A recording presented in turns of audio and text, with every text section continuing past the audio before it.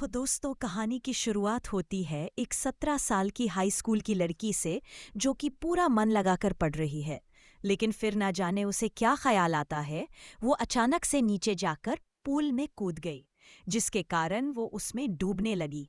लेकिन सही मौके पर लोगों ने उसे वहां से बाहर निकाला और फिर अगली सुबह हॉस्पिटल से सीधा वो अपने एग्जाम रूम में चली जाती है और इसी हालत में एग्जाम देती है। लेकिन अफसोस कि वो उस पेपर में फेल हो गई। जो बात उसके दोस्तों ने उसे बताया कि क्लास के सबसे हैंडसम लड़के जंग ने भी पेपर को मिस कर दिया है। ये बात उसने अपने टिकटॉक में भी बताई है।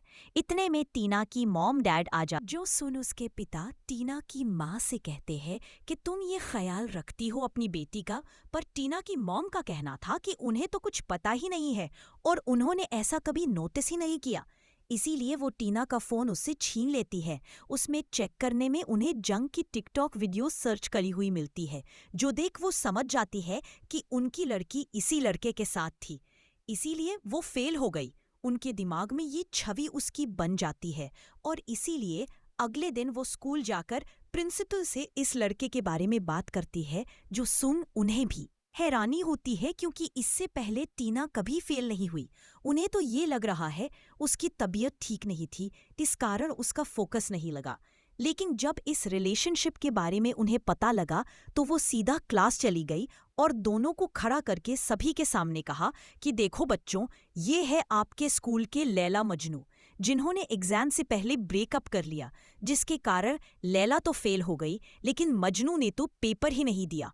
सभी टीचर की बातें सुन के खूब हंसते हैं, पर यहाँ जंग को कुछ समझ नहीं आ रहा था कि ये सब हो क्या रहा है। उसने तो आज पहली बार टीना को नोटिस किया है, जो बात उसके रिएक्शन से भी साफ पता चल रही थी। लेकिन टीना बहुत ज्यादा शर्मिंदगी महसूस कर रही है। इसके बाद उन्हें दूर दूर बैठा दिया जाता है, पर क्लास के बाद जंग उसके पास जाकर बात करने की कोशिश करता है।